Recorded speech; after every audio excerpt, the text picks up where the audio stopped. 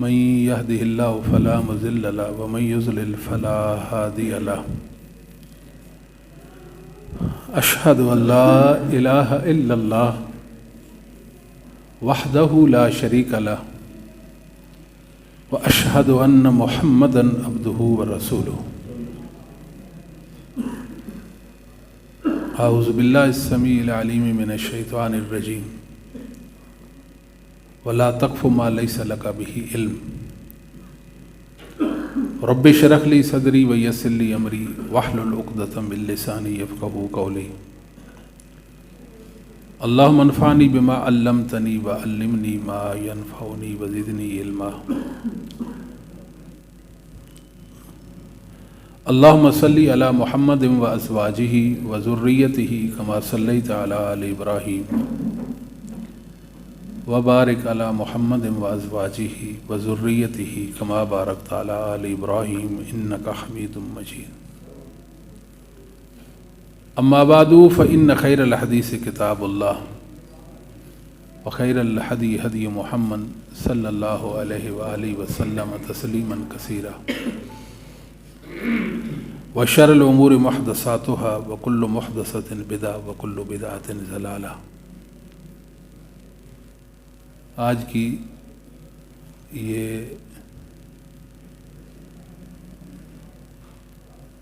ایمان افروز مجلس جو ہمارے علماء کی برکت ہے، مجھ ناچیز کو بھی اس میں کچھ کہنے کی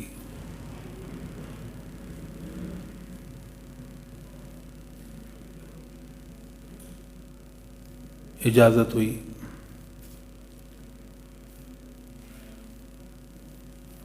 اور آج جو عنوان ہے وہ ہے بدعت کیا ہے۔ انشاءاللہ بتوفیق اللہ اس حوالے سے گفتگو ہوگی۔ اللہ تعالیٰ سے دعا کرتے ہیں اللہ تعالیٰ مجھے حق اور سچ بیان کرنے کی توفیق نصیب فرمائے، ہم سب کو عمل کی توفیق دے۔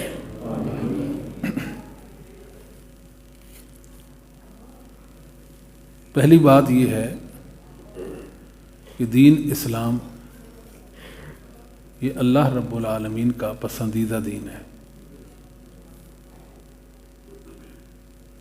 اور اسلام ہمارا محسن ہے،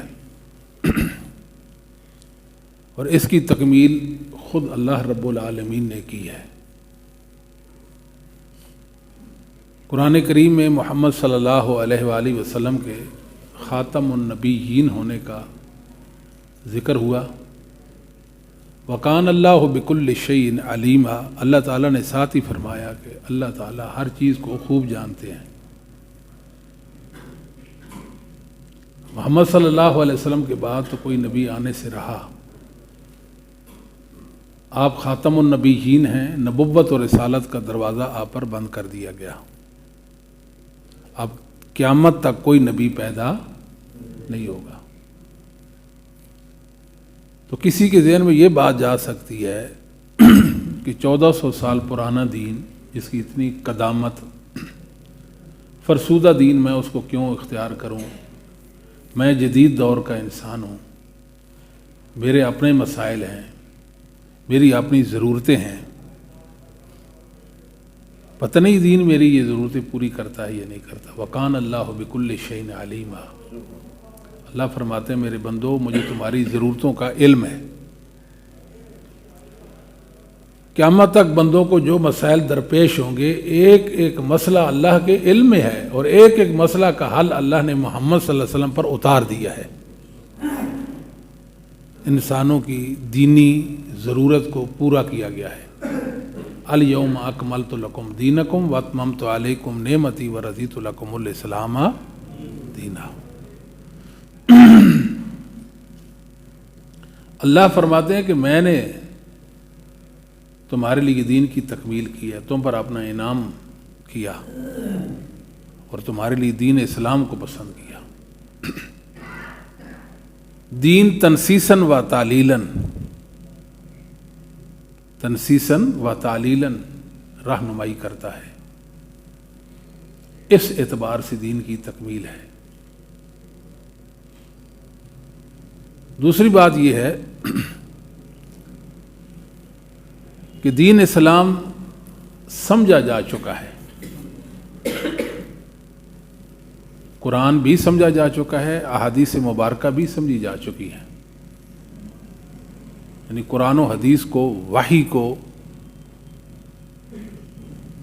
समझा जा चुका, उसकी ताबीरें, उसकी तफसीरें हो चुकी हैं। अब हमारी जिम्मेदारी सिर्फ और सिर्फ तस्लीम करना है और उस पर अमल करना है। जैसे इमाम ज़ुहरी रहमतुल्लाह ताला के कौल सही बुखारी में अज़्ज़ुहद इब्न अबी हातिम में सही सनद से है, अल्लाहिल बयान व रसूलिल बलाग व अलैना तस्लीम। अल्लाह का काम बयान करना, दीन को बयान करना, यह अल्लाह का काम था। अल्लाह ने अपना वो काम कर दिया। रसूल करीम सल्लल्लाहु अलैहि वसल्लम के ज़िम्मा तबलीग, दीन अल्लाह के बंदों तक पहुँचाना, वो आपने पहुँचा दिया। अलैना तस्लीम, हमारा काम दिलो जान से दीन इस्लाम की नूरानी तालीमात को, दीन के अहकामात को, दीन के मसाइल को कबूल करना और तस्लीम करना है।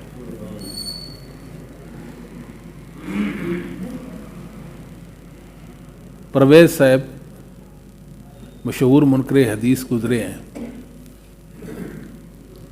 वो कहा करते थे कि ये जो आप लोग पेश करते हैं ये रवायात हैं। ये क्या हैं? रवायात हैं, हदीसें नहीं हैं, रवायात हैं। इनको छोड़ो, तवज्जो दें जी, ये रवायात हैं, आप इनको छोड़ें। मैं आपको दीन इस्लाम समझाता हूँ। आप जो कहते हो कि हदीस मुबारका से कुरान को समझा जाएगा, रसूलुल्लाह सल्लल्लाहु अलैहि वसल्लम के कौलो फ़ेल से अल्लाह के कुरान की ताबीरें की जाएंगी, तो छोड़ दो आप इनको। मैं आपको दीन समझाता हूँ। तो हम कहते हैं परवेज़ साहब, हम ऐसे दीन को, ऐसे इस्लाम को सलाम करते हैं कि 1400 साल, यानी 1400 सालों में किसी ने इसको समझा ही नहीं, और आप हमें दीन समझाने चले हैं। उस दीन को हम क्या करेंगे? बात नहीं समझे। दीन लम्हा भर के लिए भी, लम्हा भर के लिए भी मादूम नहीं हुआ। ये दूसरी सदी में, तीसरी सदी में, चौथी, पाँचवीं, छठी सदी में, 8वीं, 9वीं, 10वीं सदी में, 11वीं, 12वीं में कोई दीन को इख्तियार करने वाला ना हो, इस्लामी तालीमात को अपनाने वाला ना हो, ऐसा तो कभी नहीं हुआ। हक़ का एक तसलसल है जो चला आ रहा है और क़यामत तक ये तसलसल रहेगा। दीन तो क़यामत तक आने वाले इंसानों की, बल्कि आखिरी इंसान की भी ज़रूरत है। तो दीन समझा जा चुका है। ये दुनिया में जितने फितने आए, जितने मसलक और मज़ाहिब पैदा हो गए, इनकी बुनियादी वजह क्या है? ये बिदी मसालिक समझते हैं। नित नए लोगों ने मसालिक घड़ लिए। ये भी कोई मसलक है, ये भी कोई फ़िक्र है, ये भी कोई नज़रिया है, ठीक है, ये भी कोई मज़हब है, ये भी कोई फ़िरका आ गया। उसकी बुनियादी वजह क्या थी? बुनियादी वजह ये थी कि वो लोग असल से हट गए। जब असल से हट गए, वो गुमराही और ज़लालत में पड़ गए, खैर और हक उनसे छिन गई। बात समझे? असल क्या थी? सहाबा, ताबीन, तबा ताबीन और मुहद्दिसीन, ये अइम्मा दीन, अइम्मा मुहद्दिसीन, जिनकी हदीस की किताबें हैं, जिनको अइम्मा अहले सुन्नत कहते हैं, जिन्हें अइम्मा अहले सुन्नत कहते हैं। जब दुनिया उनसे कट गई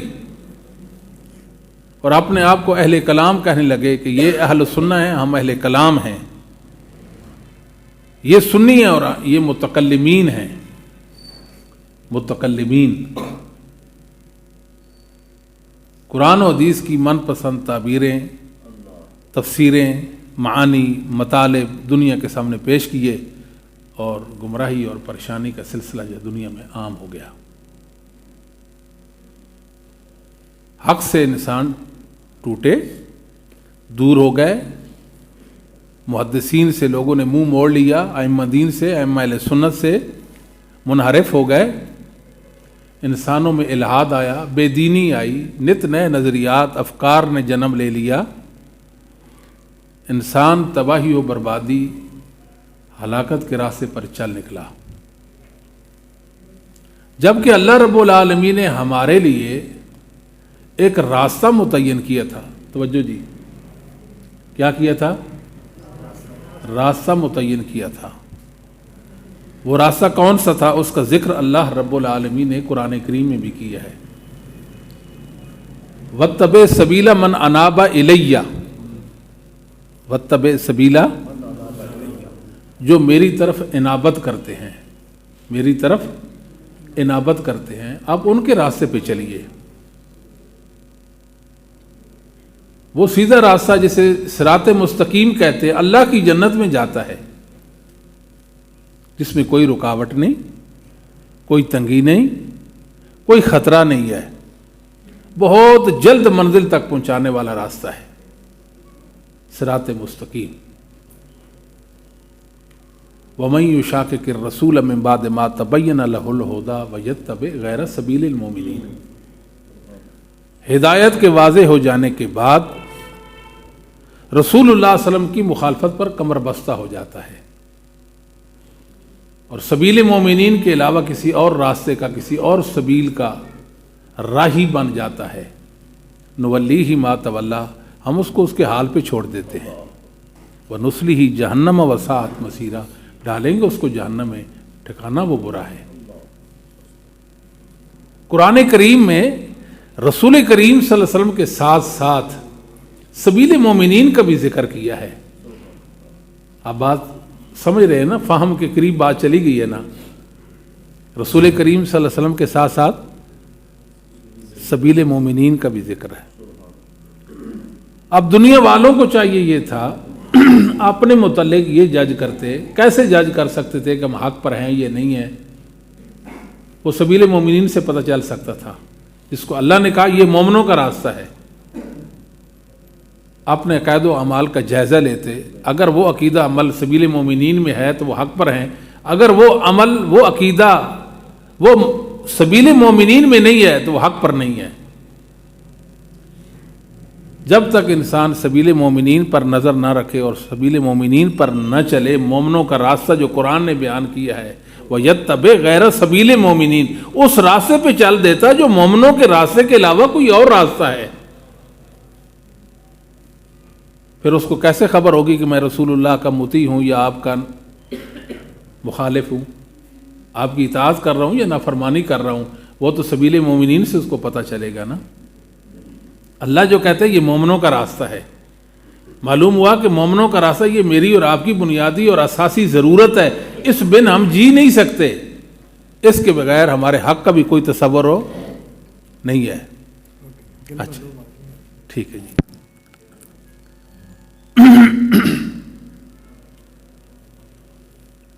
दुनिया में हर इंसान अपने तय ये दावा रखता है कि हम ही हक पर हैं, बाकी सारे गलत हैं, ये दावा है कि नहीं? और जो गुमराह लोग होते हैं वो कहते हैं देखो जी ये मौलाना हजरात जो हैं इन्होंने आपको फ़िरका वारियत में डाल रखा है, हम आपको कुरान और हदीस या कुरान पे रखते हैं, कुरान की तरफ बुलाते हैं, लिहाजा आपको चाहिए कि आप हमारी पैरवी करें, हमारी तालीमात को अपनाएं। बस औक़ात इंसान परेशान हो जाता है कि मैं क्या करूं, इतने इतने इतने इतने फ़िरके हैं, इतने इतने गिरोह हैं, इतनी जमातें हैं, इतने नज़रियात हैं, इतने अफकार हैं, इतने मनहज हैं, मुझे क्या करना चाहिए? दावा हर एक का एक ही है ना, दावा तो हर एक का एक है कि हम हक वाले हैं। हक तो एक है, हक दो नहीं, हक तीन नहीं, हक चार नहीं, हक पांच नहीं। اللہ ولی الذین آمنوا یخرجہم من الظلمات الی النور، اللہ مومنوں کا ولی ہے، ان کو ظلمات سے، گمراہیوں سے، ضلالتوں سے نکال کر الی النور. دیکھیں نا، ظلمات کے مقابلے میں کیا ذکر ہوا؟ نور. ظلمت ان کی جمع ظلمات، یہ گمراہیاں، یہ ضلالتیں، یہ اندھیرے ہیں، یہ ظلمات ہیں، اور یہ ڈھیروں ہیں، انگنت بے شمار ہیں. الی النور، نور ایک ہے، انوار نہیں کہا، نور کہا. وہ ایمان اور اسلام ہے، وہ حق ہے جو اللہ نے محمد صلی اللہ علیہ وسلم پر اتارا ہے. تو یہ بات تو ہمیں سمجھ آ گئی کہ حق کی نشانی کیا ہے، کہ انسان جائزہ لے. اگر وہ اہل سنت کے مسلک پر ہے تو یقیناً وہ سبیل مومنین پر ہے. اس کا عمل اگر سبیل مومنین میں ہے تو وہ حق پرست ہے، اس کا عقیدہ سبیل مومنین میں ہے تو وہ حق والا ہے. فرق کیسے کریں گے؟ سبیل مومنین سے کریں گے. تو دنیا میں جتنے گروہ آئے، گمراہ فرقے پیدا ہو گئے، اس لیے وہ پیدا ہو گئے کہ انہوں نے سبیل مومنین کو ترک کر دیا. قرآن و حدیث سمجھا جا چکا تھا، انہوں نے کہا کہ یہ جو فہم ہے قرآن کا، یہ جو قرآن کی تعبیر اور تفسیر ہے، یہ ہم اس کو نہیں مانتے، ہم اپنی تعبیریں اور تفسیریں کریں گے. جب انہوں نے سلف صالحین، ائمہ دین اور ائمہ اسلام اور ائمہ ہدا کے مقابلے میں قرآن و حدیث اور وحی کی من پسند تفسیریں کی، وہ حق سے دور ہو گئے، حق سے دور ہو گئے. جبکہ قرآن بھی سمجھا جا چکا تھا اور حدیث بھی سمجھی جا چکی تھی، اور قرآن و حدیث کے جو مسائل احکام ہیں وہ درج ہیں کتابوں میں، ائمہ دین کی کتابوں میں. انہوں نے تحقیق کی ایک ایک عقیدے کے حوالے سے اور ایک ایک مسئلہ اور حکم کے حوالے سے درج کر دیا. تو دین تو ہماری ضرورت تھی، اور وہ ہم نے ضرورت محدثین سے پوری کرنی تھی. ان کے علم کو اپنی دلیل بناتے، اور ان کی دلیل اللہ کی وحی، قرآن و حدیث. ہمارا کام تو تھا کہ ہم اسلاف امت کی پیروی کرتے، اسلاف امت کی پیروی کرتے. علامہ ابن الحاج رحمہ اللہ نے المدخل کے اندر بڑی خوبصورت بات کی ہے. نحن متبعون لا مبتدعون، نحن متبعون لا مبتدعون، فحیث وقفا سلفنا وقفنا. ہم متبع ہیں، مبتدع نہیں.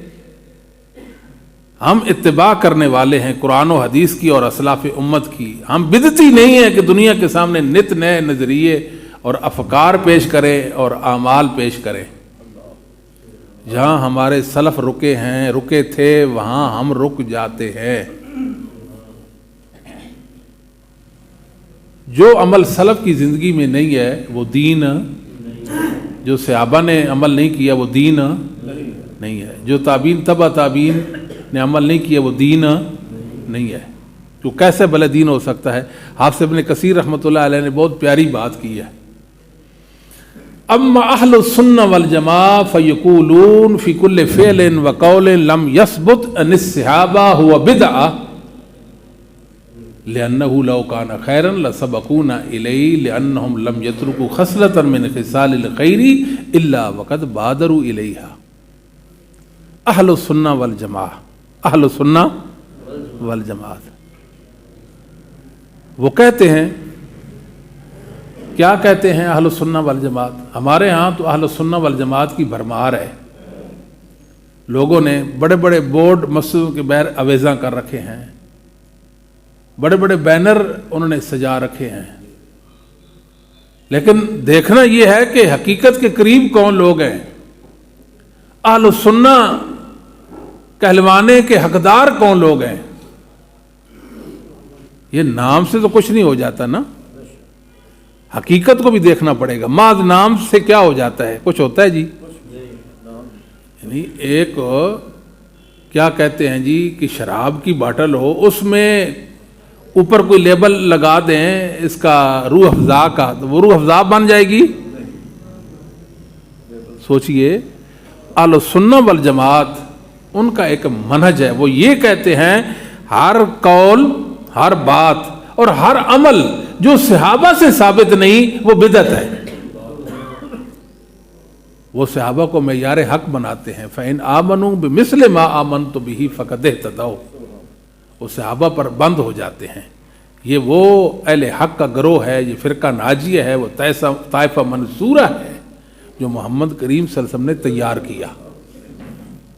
دین ان کی موجودگی میں نازل ہوا، یہ دین کے نزول کے گواہ ہیں، اور رسول اللہ صلی اللہ علیہ وسلم ان کے مربی اور ان کے معلم، انہوں نے براہ راست دین محمد صلی اللہ علیہ وسلم سے سیکھا، اور دین رسول اللہ نے اختیار کیا، اور رسول اللہ صلی اللہ علیہ وسلم کی عملی تفسیر انہوں نے دیکھی، لہذا حق ان میں مناصر ہو گیا، حق ان میں مناصر ہو گیا۔ بات سمجھ آتی ہے جی؟ یہ ہے اہل السنہ، وہ ایک فکر ہے، اس کو سمجھنا چاہیے۔ وہ فرماتے ہیں کہ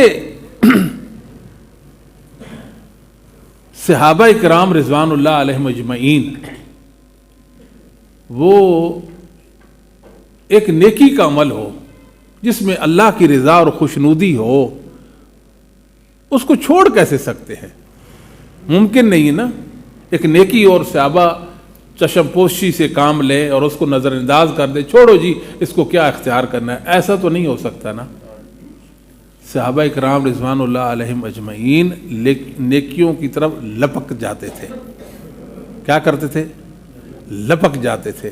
محمد صلی اللہ علیہ وسلم کی اداؤں کو، آپ کی سنتوں کو چن چن کر اختیار کرتے تھے۔ صحابہ نے کما حقہ اللہ کا دین اختیار کیا اور اپنایا۔ بھلا وہ کیسا دین ہے جو صحابہ کی زندگیوں میں جس کا کوئی ثبوت نہیں ہے؟ آج میں ایک عمل کرتا ہوں اور صحابہ کی زندگیوں میں دیکھتا ہوں تو اس میں نہیں ہے، وہ کیسے معتبر ہو سکتا ہے عمل میرا؟ بات سمجھے کہ نہیں؟ سبیل مومنین صحابہ، سبیل مومنین محدثین اعظام، ان کی زندگیوں میں ایک دین کا کوئی عمل نہیں ہے اور میں اس کو دین بنا لوں تو یہ بات مناسب نہیں ہے اور معقول بات نہیں ہے۔ دوسری بات یہ ہے کہ جو صحابہ ہیں، آخر کیا ضرورت ہم محسوس کرتے ہیں کہ دین صحابہ سے ہی لیں؟ انہی کا فہم دین کے حوالے سے معتبر ہے، اس لیے کہ صحابہ رضوان اللہ علیہم اجمعین جو تھے، رسول اللہ صلی اللہ علیہ وسلم سے براہ راست دین سیکھا۔ سب سے بڑھ کر علم والے، سب سے بڑھ کر علم والے، صحابہ سے بڑھ کر بھی کوئی علم والا ہے؟ کوئی ہے؟ نہیں ہے۔ صحابہ سے بڑھ کر بھی کوئی متقی اور اللہ سے ڈرنے والا ہے؟ کوئی بے تکلف بھی صحابہ سے بڑھ کر ہے؟ یہ تین وصف صحابہ اور محدثین میں پائے جاتے ہیں۔ علم میں فائق ہیں، تقوی کے امام ہیں، اور بے تکلف ہیں۔ لہذا دین جو انہوں نے سمجھا وہ بالکل صحیح ہے، ان کے فہم کے مقابلے میں کوئی فہم معتبر دین کا نہیں۔ جو صحابہ نے تعبیر پیش کی، ان کی تعبیر کی مخالفت میں کسی کو کوئی حق نہیں کہ کوئی دین اسلام کی تعبیر پیش کرے۔ المستدرک للحاکم میں اور معجم کبیر طبرانی میں ایک صحیح سند سے روایت ہے، فتنوں کا دور تھا، خارجی خوارج انہوں نے سیدنا علی رضی اللہ تعالیٰ عنہ کو کافر کہنا شروع کر دیا، علی کافر ہے۔ آپ اندازہ لگائیں اس امت میں کتنے ظالم ہوئے ہیں کہ سیدنا علی رضی اللہ تعالیٰ عنہ جو ایمان کا معیار ہے، معیار ایمان ہے، ان کی تکفیر کرنے لگے۔ کہتے تھے ان الحکم الا للہ، حکم اور امر اللہ کا چلتا ہے، علی کا تو نہیں چلے گا۔ علی کیسے حاکم ہو سکتے ہیں؟ یہ کیسے خلیفہ ہو سکتے ہیں؟ اب بتائیں، سیدنا علی رضی اللہ تعالیٰ کے کفر پر، آپ کی تکفیر پر انہوں نے قرآن پیش کیا۔ ظلم دیکھیں آپ کہ اللہ کی کتاب سے رسول اللہ کے صحابی اور جلیل القدر صحابی خلیفہ راشد سیدنا علی رضی اللہ تعالیٰ کی تکفیر ثابت کر رہے ہیں۔ یہ ان کی بے باکی اور جسارت تھی نا۔ سیدنا علی رضی اللہ تعالیٰ عنہ انتہائی زیرے کے انسان تھے، اللہ نے آپ کو بے پناہ علم سے اور فہم و فراست سے نوازا ہوا تھا. آپ معاملہ فہم اور معاملہ شناس بھی تھے. اللہ نے آپ کو کمال نور بصیرت دیا ہوا تھا. آپ نے عبداللہ ابن عباس رضی اللہ تعالی عنہما کا انتخاب کیا جو اہل بیت کے عالم ہیں. عبداللہ ابن عباس کس کے عالم ہیں؟ عالم اہل بیت، اہل بیت کے علماء میں سے ہیں، صحابی رسول. اللہ تعالیٰ نے آپ کو کمال کا مرتبہ نصیب فرمایا. عبداللہ بن عباس رضی اللہ تعالیٰ کیا شان رکھتے تھے. اللہ معلم و تعویل القرآن، اللہ عبداللہ ابن عباس کو قرآن کا مفسر بنا دے، یہ رسول اللہ کی آپ کے حق میں دعا تھی، اور اللہ نے اس دعا کو شرف بخشا. آپ قرآن کے مفسر بنے اور ترجمان قرآن بنے. حبر امہ عبداللہ بن عباس کو بھیجا کہ آپ جائیں ان خارجیوں سے مناظرہ کریں. ٹھیک ہے جی. وہاں گئے، کہا خارجیوں، ان کے پاس جب گئے کہنے لگے کہ میں مہاجرین و انصار صحابہ کا نمائندہ بن کر آپ کے پاس آیا ہوں. مہاجرین و انصار کا نمائندہ بن کر آیا ہوں. میرا آپ سے ایک سمپل سا سوال ہے، یہ آیت کریمہ جو آپ پیش کرتے ہو یہ مہاجرین و انصار نے پڑھی ہے یا نہیں پڑھی؟ جی پڑھی ہے. ان الحکم الا للہ، جس کی بنیاد پر جناب علی کی تکفیر کرتے ہو، پڑھی ہے؟ جی پڑھی ہے. اس کا معنی مطلب انہوں نے سمجھا تھا؟ جی سمجھا ہے. وہ تو پھر یہ بات نہیں کرتے جناب علی کے متعلق جو آپ کرتے ہو، ہم عالم بالوحی منکم، ہم عالم بالوحی منکم، مہاجرین و انصار تم سے بڑھ کر اللہ کی وحی کو جاننے والے تھے. اس سے بہت سارے لوگوں کو ہدایت مل گئی. بات تو ٹھیک ہے. ہم نے جو آیت کریمہ پیش کی اور جس کی بنیاد پر ہمارا استدلال ہے وہ تو باطل ہے استدلال. اگر وہ استدلال صحیح ہوتا تو اول حقدار مہاجرین و انصار تھے، وہ پکڑتے. ان کا یہ استدلال نہ پکڑنا یہ دلیل ہے کہ ہمارا استدلال صحیح نہیں ہے. ہم پوری دنیا کو یہی بات سمجھانا چاہتے ہیں. شاید لوگ ہماری بات سمجھنے سے قاصر یا ہم سمجھانے سے قاصر ہیں. ہماری دعوت بھی سمپل سی دعوت ہے جس میں کوئی پیچیدگی نہیں ہے. سادی سی ہماری دعوت ہے. بھئی اللہ نے ہماری رہنمائی کے لیے، ہدایت کے لیے، ہماری رشد کے لیے وحی اتاری جسے قرآن و حدیث کہتے ہیں. قرآن و حدیث کہتے ہیں. اور اللہ کا دین ہے قرآن و حدیث، اس کو ہم نے اختیار کرنا ہے. قرآن و حدیث کو اس پر چلنا ہے. کیسے؟ جیسے رسول اللہ صلی اللہ علیہ وسلم کے صحابہ اور محدثین اعظام چلے. بس اتنی سی بات ہے. جتنے بھی دنیا میں بدعی مسالک آئے اور مذاہب آئے، بنیادی وجہ یہی تھی کہ انہوں نے قرآن و حدیث کی من پسند تعبیریں کی یا اسلاف امت سے کٹ گئے، جس وجہ سے وہ لوگ ایک نئے فرقے کی صورت میں، ایک نئی پریشانی کی صورت میں امت کے سامنے آئے. یا دنیا میں جتنے بھی اعمال، جتنے بھی عقائد، بدعی عقائد آئے، اس کی یہی وجہ تھی. اگر امت اصل پہ رہتی، ائمہ محدثین پر، ائمہ اہل سنت کے دین پر، ان کے مسلک پر رہتی اور ان کے علم پر امت بھروسہ کرتی، کبھی امت میں بدعت نہ پیدا ہوتی. بدعت آئی اس لیے ہے کہ جب اسلاف امت کو لوگوں نے نظر انداز کر دیا. یہاں رک کر اب میں آپ کو بدعت کی تعریف بتاتا ہوں کہ بدعت کیا ہے. مختلف علماء نے بدعت کی مختلف تفسیریں یا تعریفیں کی ہیں. علامہ عینی نے عمدۃ القاری کے اندر، علامہ عینی حنفی عالم گزرے ہیں، 855 میں آپ کی وفات ہوتی ہے. عمدۃ القاری کے نام سے کتاب لکھی. اس میں لکھتے ہیں کہ ہی ما لم یکن لہ اصل فی الکتاب والسنہ. بہت سادی سی بات ہے. بدعت کیا ہے؟ جس کی اصل، جس کا ثبوت قرآن و حدیث میں نہ ہو، بدعت ہے. ایک طرف قرآن و حدیث ہے، ایک ایسی چیز، ایک ایسا عمل جس کا ذکر، جس کا ثبوت قرآن و حدیث میں نہیں تو وہ کیا ہو جائے گا؟ بدعت۔ وکیل اظہار الشیء لم یکن فی عہد رسول اللہ صلی اللہ علیہ وسلم ولا فی زمن الصحابہ۔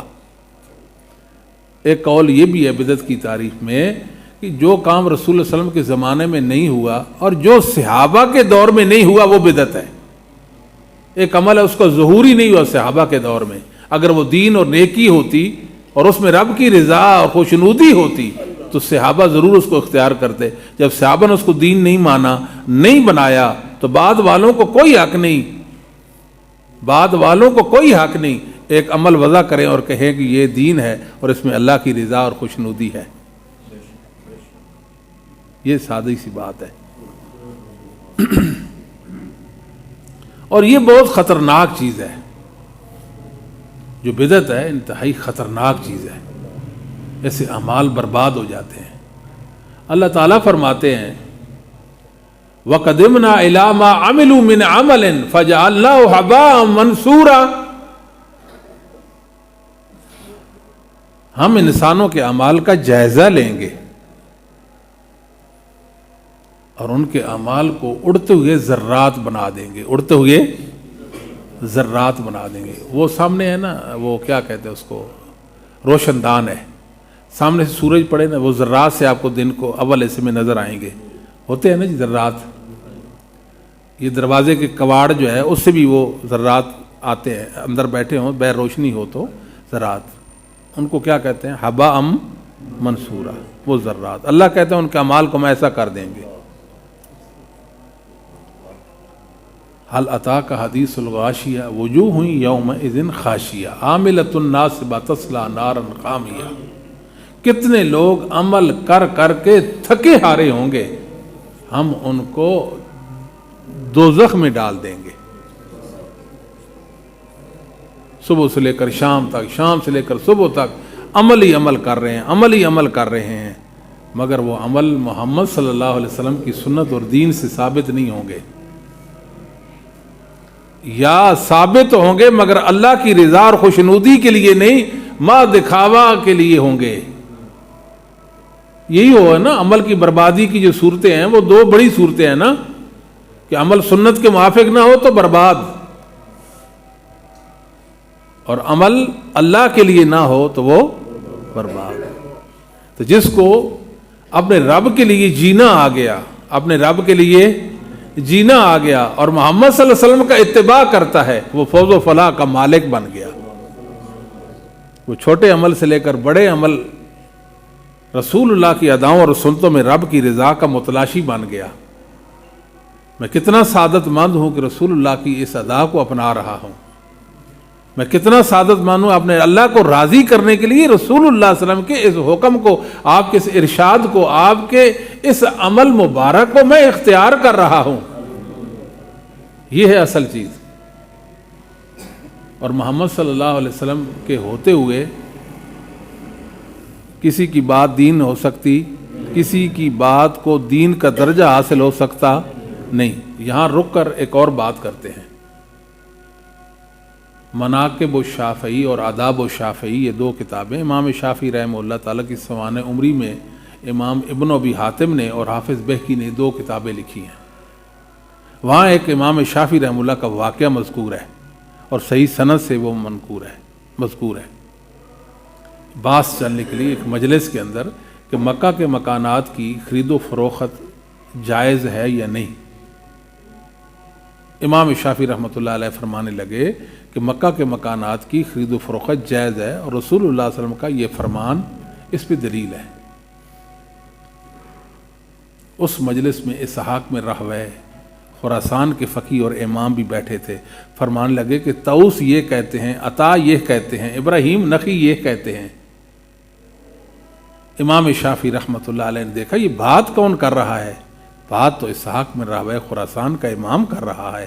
میں نے رسول اللہ کی حدیث پیش کی ہے، حدیث رسول کے ہوتے ہوئے، حدیث سننے کے بعد طاؤس، عطا اور ابراہیم نخعی کا مذہب اور ان کا قول پیش کیا جا رہا ہے۔ کہتے کوئی اور ہوتا تو میں اس کے کان مروڑتا۔ امام شافعی نے اس موقع پہ ایک پیغام دیے امت کو، ایک سوالیہ نشان لگایا، آج تک اس سوالیہ نشان کا جواب کسی کے پاس نہیں ہے۔ وہ سوالیہ نشان کیا تھا؟ حل لأحد مع رسول اللہ صلی اللہ علیہ وآلہ وسلم حجہ۔ دنیا والوں، محمد صلی اللہ علیہ وسلم کا نام لکھو اور اس انسان کا بھی نام لکھو جس کی بات رسول اللہ کی بات کے مقابلے میں حجت اور دلیل بنائی جا سکے۔ وہ کون ہے؟ نام لکھو اس کا، لکھ دے محمد صلی اللہ علیہ وآلہ وسلم، آگے دوسرا نام آپ نے لکھنا ہے۔ آج تک کسی نے نہیں لکھا، آج تک اور قیامت تک کوئی لکھ سکتا؟ حل احد مع رسول اللہ صلی اللہ علیہ وآلہ وسلم حجہ، نام تو بتاؤ اس کا جس کی بات رسول اللہ کی بات کے مقابلے میں دین کا درجہ حاصل کرتی ہو۔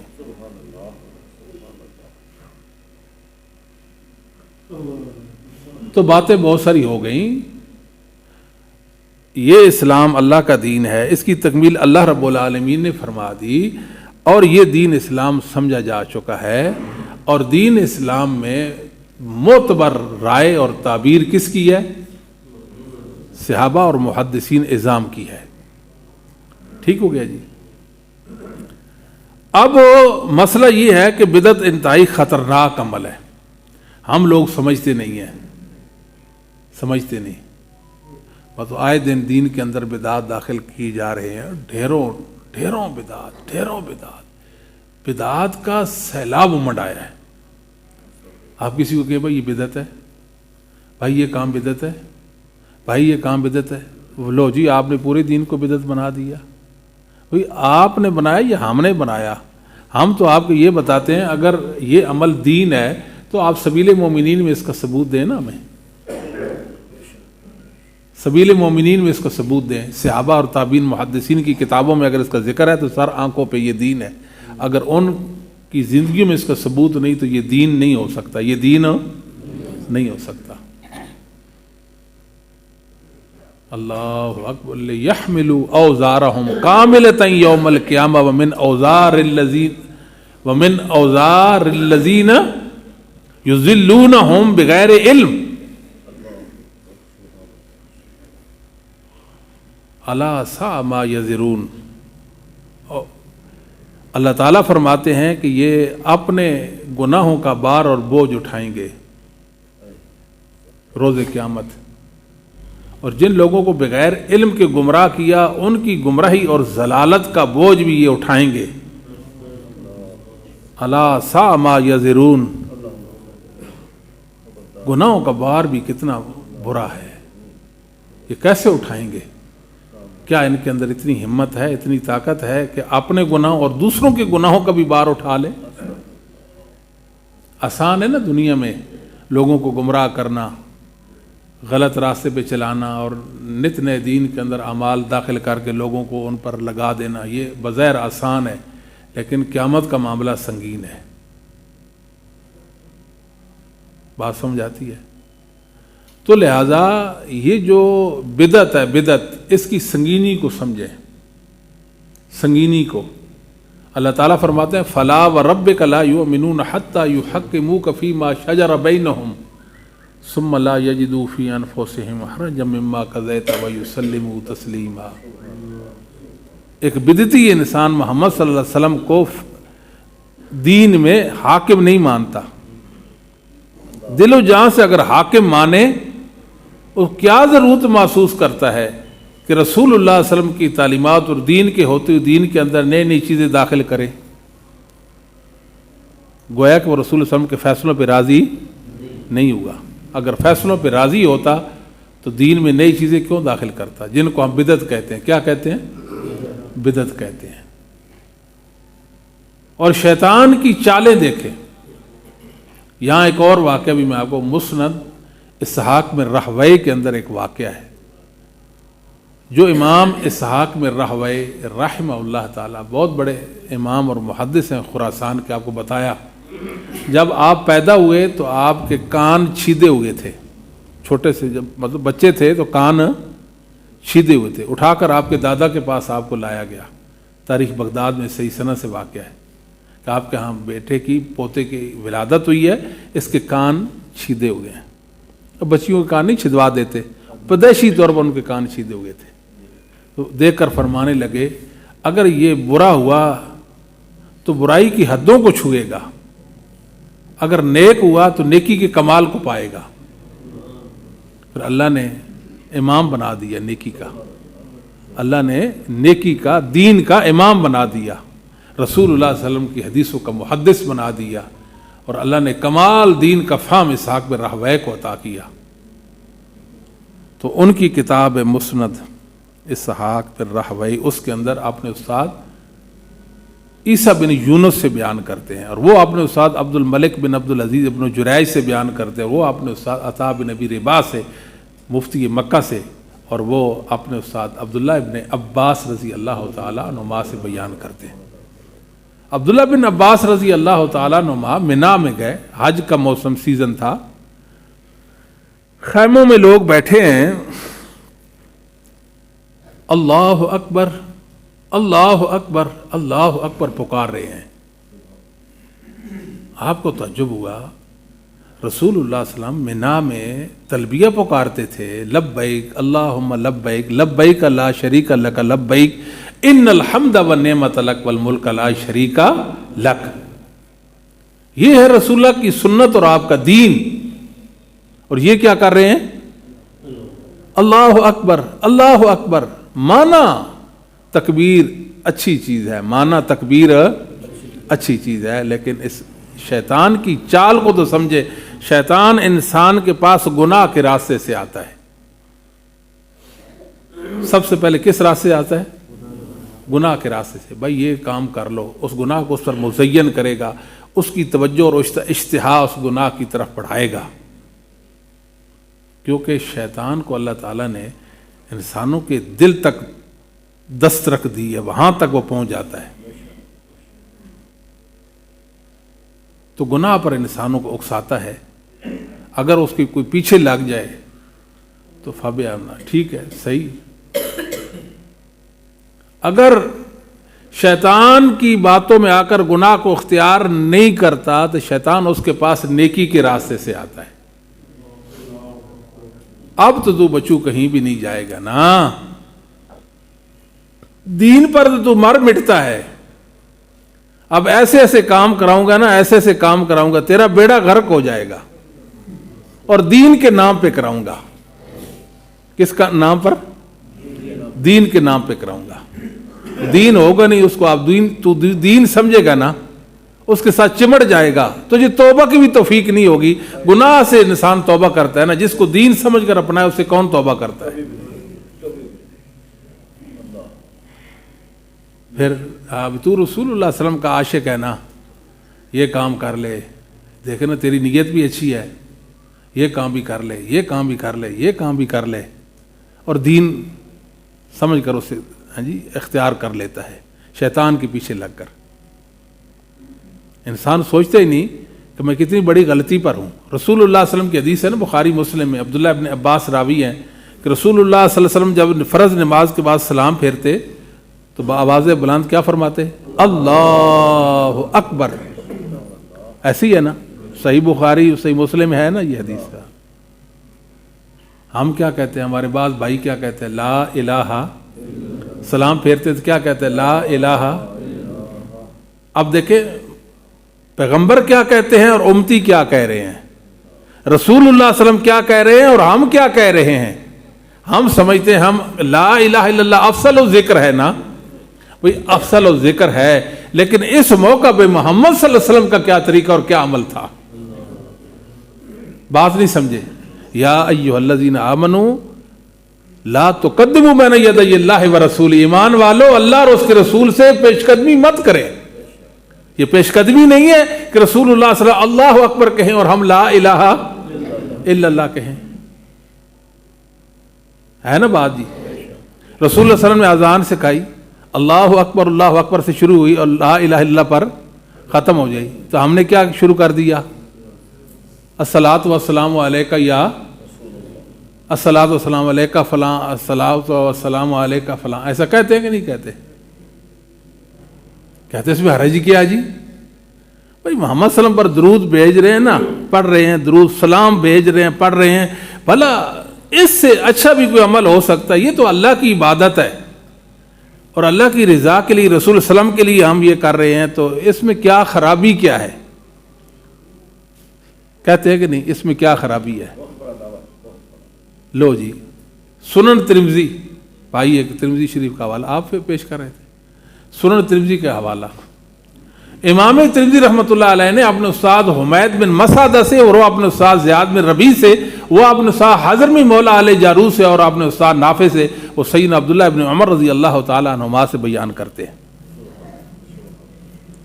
کہ سید عبداللہ ابن عمر کے پاس ایک شخص تھا، اس نے چھینک لگائی، کیا لگائی؟ جس کو آپ اپنی زبان میں کیا کہتے ہیں؟ کیا کہتے ہیں؟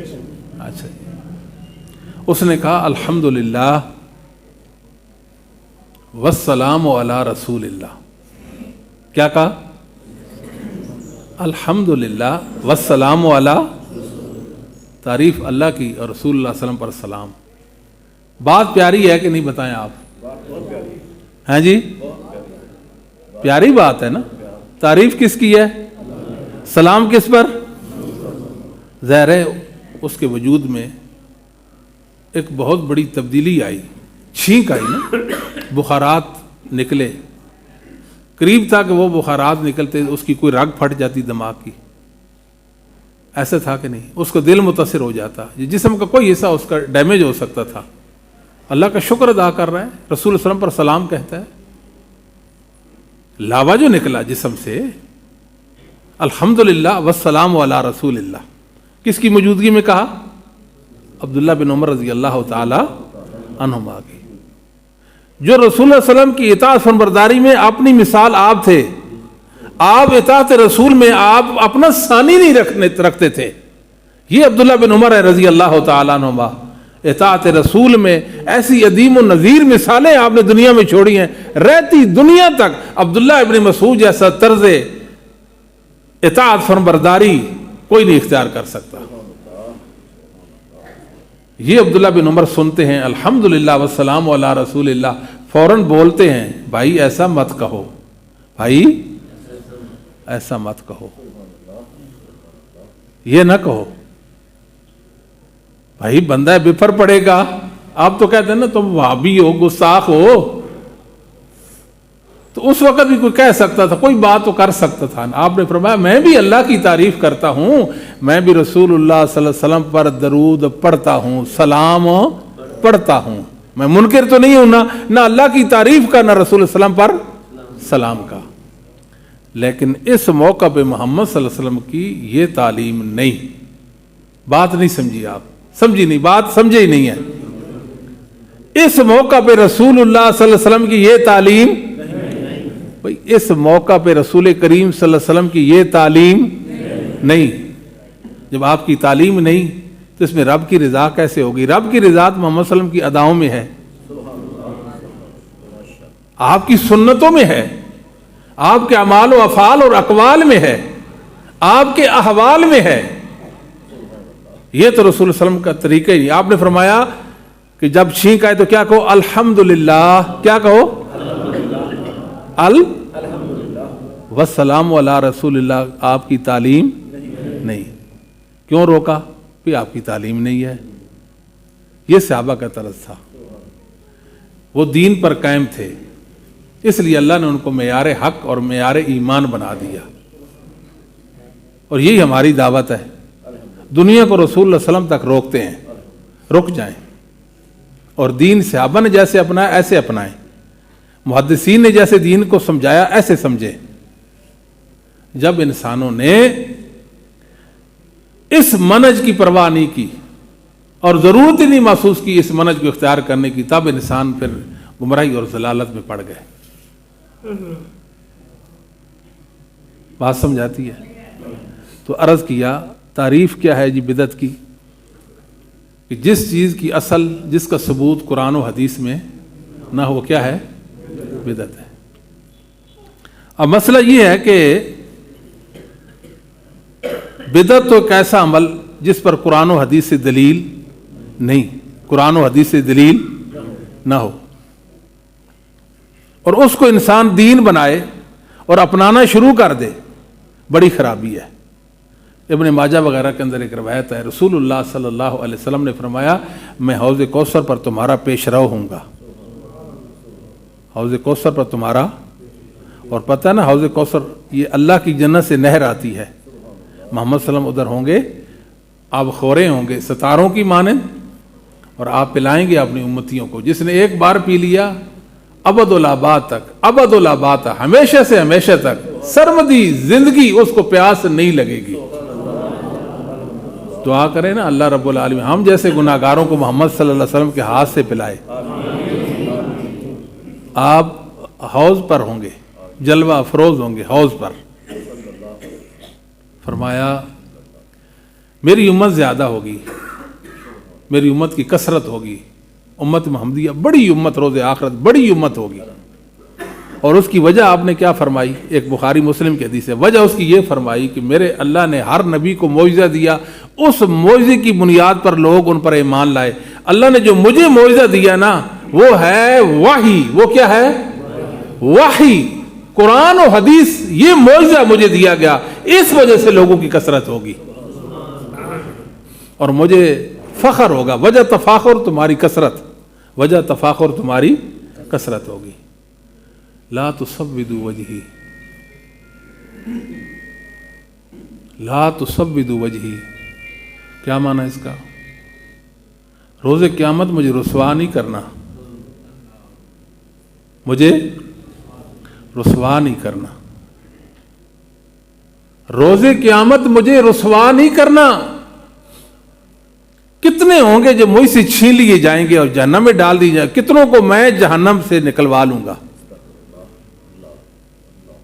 میں اپنے حوض پر بیٹھوں گا، لوگ آئیں گے، گروہ آ رہے ہوں گے، میں دیکھوں گا یہ میری امت ہے، میری امت ہے، میں کہوں گا اصحابی اصحابی، کیا کہوں گا؟ اصحابی اصحابی، یہ تو میرے ہیں، یہ تو میرے ہیں، میں کہتا ہی رہ جاؤں گا۔ اللہ فرمائیں گے انک لا تدری ما احدث بعدک، پیچھے ہٹاؤ ان کو، یہ محمد صلی اللہ علیہ وسلم کے نہیں ہیں، میرے نبی آپ کے علم میں نہیں، آپ کے بعد انہوں نے کیا کیا کرتوت کیے دین کے اندر، نت نئے اعمال اور وہ نت نئے عقائد انہوں نے وضع کر کے لوگوں میں عام کر دیے تھے۔ وہ جو اللہ کا دین تھا، جو محمد صلی اللہ علیہ وسلم پر اتارا گیا، جو اللہ کی امانت تھی ان کے پاس، اس کے اندر یہ خائن ثابت ہو گئے۔ لوگوں نے مذاق سمجھا ہوگا، جی چلو ٹھیک ہے کوئی بات نہیں، یہ عمل بھی اچھا ہے، یہ عمل بھی اچھا ہے۔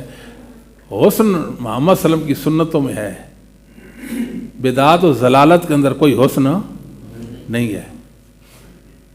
بات سمجھ آتی ہے کہ نہیں؟ ایک اور واقعہ ہے، امام مالک رحمہ اللہ تعالیٰ کا ایک قول ہے، بلکہ یہ علامہ ابن حزم رحمہ اللہ نے اپنی کتاب الاحکام فی اصول الاحکام کے اندر ذکر کیا، اور اپنے استاد احمد بن عمر بن یونس سے بیان کیا، اور وہ اپنے استاد حسین بن یعقوب سے، اور وہ اپنے استاد سعید بن فالون سے، اور وہ اپنے استاد یحییٰ بن یوسف مغامی سے، اور وہ اپنے استاد عبد الملک بن حبیب بن سلیمان سے، اور وہ اپنے استاد ابن الماجشون سے، اور وہ اپنے استاد امام مالک سے بیان کرتے ہیں۔ امام مالک رحمہ اللہ نے بات کی ہے، اللہ کی قسم جہاں وہ امام لیٹا ہے اللہ اپنی رحمت کی برکھا برسائے، اور اس مقام کو اللہ جنت کی راحتیں اس مقام میں نازل فرمائے۔ کیا شان والا امام تھا، سبحان اللہ۔ امام مالک رحمہ اللہ فرماتے ہیں من احدث فی هذه الامه اليوم شیئا، من احدث فی هذه الامه فی هذه الامه فی هذه الامه من احدث فی هذه الامه اليوم شیئا لم یکن علیہ سلفها، اس امت کے اندر کوئی ایسا کام جاری کرتا ہے جس پر اسلاف امت نہیں تھے، جس پر اسلاف یعنی صحابہ اور محدثین نہیں تھے۔ فقط زعم ان محمد صلی اللہ علیہ وسلم خان الرسالہ، دنیا کو یہ بتا رہا ہے محمد صلی اللہ علیہ وسلم تبلیغ رسالت میں الیاذ باللہ خائن ثابت ہو گئے۔ تبلیغ دین آپ کا منصب تھا، لوگوں کو بتانا یہ نیکی ہے، یہ دین ہے، یہ آپ کا منصب تھا، آپ کی ذمہ داری تھی، آپ نے وہ ذمہ داری پوری نہیں کی۔ میں لوگوں کو بتا رہا ہوں، لوگوں یہ دین ہے، یہ نیکی ہے۔ جبکہ اللہ فرماتے الیوم اکملت لکم دینکم واتممت علیکم نعمتی ورضیت لکم الاسلام دینا۔ امام مالک پھر بولتے فما لم یکن یومئذ دینا فلا یکون الیوم دینا۔ لوگوں یاد، جو اس وقت محدثین ائمہ دین اور صحابہ کے دور میں جو دین نہیں تھا وہ آج دین نہیں ہو سکتا۔ جو اس دور میں نیکی نہیں تھی وہ آج نیکی، جو عمل اس وقت کار خیر نہیں بنا وہ آج کار خیر نہیں بن سکتا۔ محدثین کی یہ درد تھا، امت کو خیر پہ رکھنا چاہتے تھے، وحی پر پابند بنانا چاہتے تھے، قرآن و سنت پر کاربند کرنا چاہتے تھے، اور امت بکھر گئی۔ امت نے پرواہ ہی نہیں کی، نہ صحابہ کو دیکھا اور نہ ائمہ محدثین کو دیکھا، نہ ائمہ اہل سنت کو دیکھا،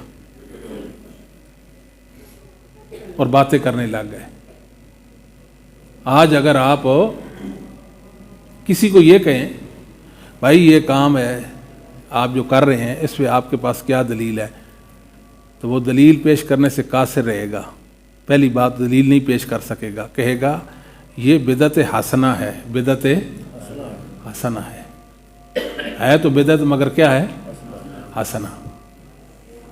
یاد رکھیں کوئی بدعت حسنہ، کسی بدعت میں حسن کس میں ہے؟ رسول اللہ علیہ وسلم کی سنتوں میں، رسول اللہ علیہ وسلم کی، اور حسن کس میں ہے؟ رسول اللہ علیہ وسلم کی سنت۔ کوئی بدعت حسنہ نہیں، حسن و خوبی والی کوئی سنت نہیں، بدعت نہیں، کوئی بدعت حسنہ نہیں۔ حسن کس میں ہے؟ سنتوں میں۔ کہتے ہیں یہ بدعت حسنہ ہے، یہ بدعت سیئہ ہے، یہ اچھی بدعت ہے، یہ بری بدعت ہے۔ اب آپ بتائیں بدعت کی تعریف ہم نے کیا کی تھی کہ ہر وہ کام جس کی اصل، جس کا ثبوت قرآن و حدیث میں، ایک عمل جو قرآن و حدیث سے ثابت نہ ہو اس کو دو حصوں میں تقسیم کر دیں، یہ اچھا ہے یہ برا ہے، ہمیں کوئی عقل والا کہے گا؟ بھائی جب آپ نے مان لیا بدعت وہ ہے جو بے ثبوت ہے، جس کا قرآن و حدیث میں کوئی ثبوت، پھر آپ کیوں کہتے ہیں یہ حسنہ ہے؟ پھر آپ کیوں کہتے ہیں یہ حسنہ ہے؟ رسول اللہ صلی اللہ علیہ وسلم نے فرمایا من احدث فی امرنا ھذا ما لیس منہ فہو رد۔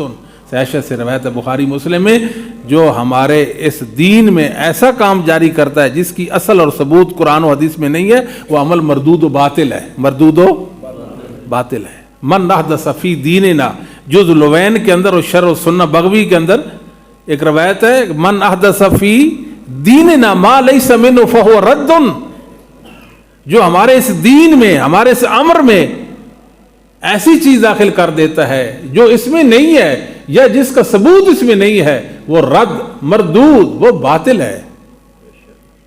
کل بدعت ضلالہ، کل بدعت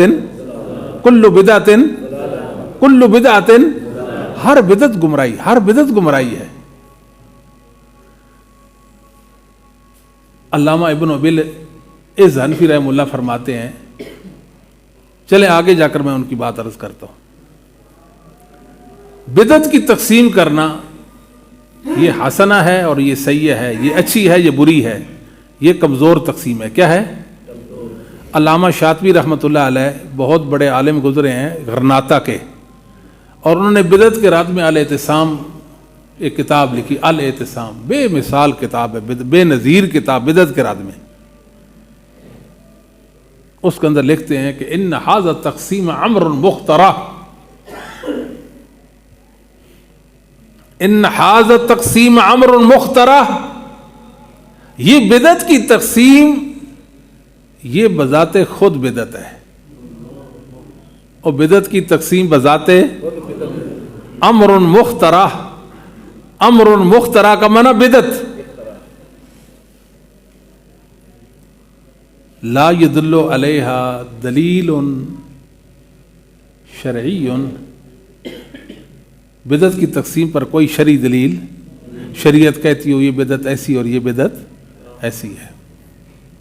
बल व नफ्सुहु मुतदाफ़े, बल्कि बिदत की तारीफ बिदत की तकसीम का रद्द करती है। बिदत की तारीफ बिदत की तकसीम का, यानी बिदत की तारीफ से बिदत की तकसीम हो ही नहीं सकती। वो क्या है? जिस चीज़ की असल कुरान और हदीस में नहीं, वो क्या होती है? तो उसको दो हिस्सों में क्यों तकसीम करें? एक बेसबूत अमल है, हम कहें ये हसना है, अच्छा है। कैसे हसना है? उसमें क्या अच्छाई और क्या खूबी है? इसलिए खूबी है उसके अंदर कि वो बेदलील है, वही में कोई सबूत नहीं जिसमें। लिअन्न मिन हकीकतिल बिदअत अल्ला यदुल्ला अलैहा दलीलुन शरईयुन ला मिन नसूस शरई वला मिन कवाइदिही। बिदअत हकीकत क्या है? जिस पर कोई शरई दलील ना हो, ना शरीयत के नसूस में ना शरीयत के कवायद में। बात समझ आ गई? आगे बात चले। यही अल्लामा शातिबी रहमतुल्लाह अलैह अपनी किताब अल-इत्तिसाम के अंदर लिखते हैं, इजमाउ सलफ़ सालिह मिनस सहाबा वत्ताबीन मन यलीहिम अला ज़म्मिहा कज़ालिक व तकबीहा वल हुरूब अन व अम्मन इत्तसमा बिशैइन मिनहा व लम यका फी ज़ालिका मिनहु तवक्कुफन वला मसनविय्या फ़हुव बिहस्बिल इस्तिक़रा इजमाउन साबित तदुल्लु अला अन्न कुल्ल बिदअतिन लैसत बिहक़्क़िन बल हिय मिनल बातिल। लोगों, सिंपल सी बात है कि सहाबा और ताबीन का इस बात पर इजमा और इत्तिफाक हो चुका है कि बिदत काबिल मुज़म्मत है। बिदत काबिल, कभी चीज हुस्न खूबी वाली नहीं, कभी चीज बुरी चीज है बिदत, उससे भागा जाएगा। बिदत से क्या होगा? बिदत को देखकर हम भागेंगे, छोड़ेंगे, ऐसे है कि नहीं? और बिदती से भी नफरत करनी है, बिदती से भी, और उससे भी दूर रहना है, कहीं आपके दिलों को बीमार ना कर दे। क्योंकि मुहद्दिसीन ये नहीं कहते थे कि बिदत हो और चुप रह जाएं, चलो कोई बात नहीं, ऐसा भी नहीं। और ना मुस्तस्ना करते थे कि ये बिदत ऐसी है, इसको इस तरफ कर दो, बाकी ऐसी है, इनको इस तरफ कर दो। वो ऐसे बात भी नहीं करते थे। कहते इजमा तो इस बात पर है कोई बिदत हक नहीं, सारी की सारी बिदात क्या है? बातिल हैं। सारी की सारी बिदात क्या हैं? बातिल हैं। आखिरी बात कि इमाम बैकी रहमतुल्लाह की किताब है अल-मदखल इला सुनन अल-कुबरा, उसके अंदर इमाम बैकी ने अपने उस्ताद अबू तहर अल-फकी और दूसरे उस्ताद अबू सईद बिन नबी अमर से बयान करते हैं, वो अपने उस्ताद अबुल अब्बास अल-असम से बयान करते हैं, और वो अपने उस्ताद मोहम्मद बिन उबैदुल्लाह अल-मुनादी से, और वो शबाबा बिन सवार से, और वो हिशाम बिन गाज से, और वो नाफे मौला इब्न उमर से, वो अब्दुल्ला बिन उमर से बयान करते हैं। अब्दुल्ला बिन उमर फरमाया करते थे कुल्लु बिदअतिन ज़लाला व इन रा नासु हसना। लोगों, हर बिदत गुमराही है, अगरचे लोग उसको बिदत हसना कहते फिरे। उसे लोग बिदत लोग कहते रहें, लोगों के कहने की बात नहीं।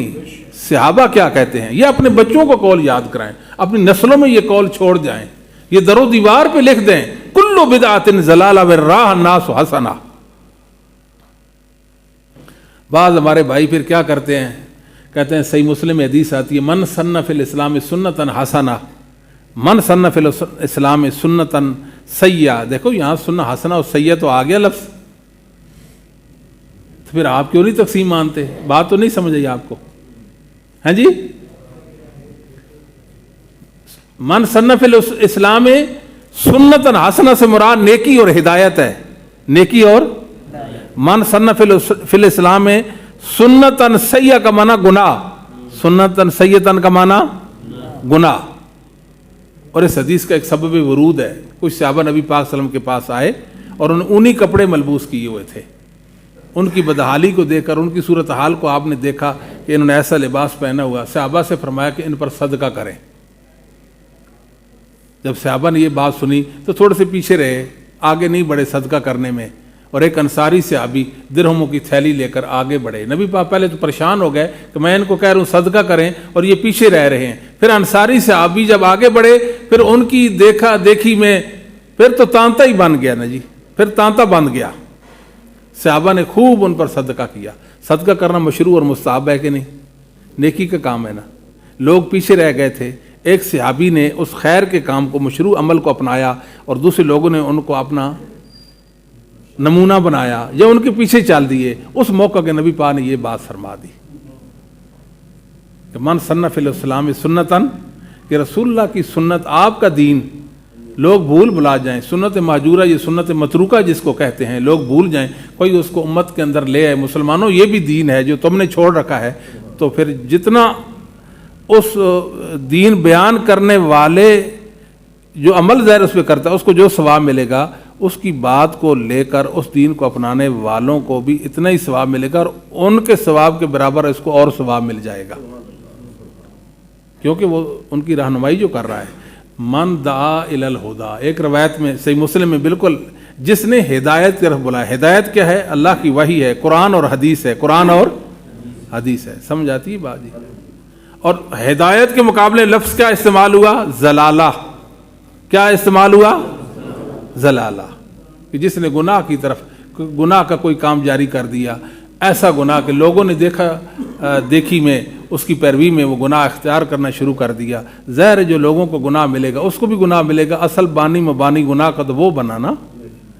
اس سے یہ تو نہیں ثابت ہو جاتا کہ بدعت حسنہ ہوتی ہے اور ایک سیئہ ہوتی ہے، سمجھ آتی کہ نہیں بات؟ یہ بات صحیح نہیں ہے، صحیح بات یہ نہیں ہے۔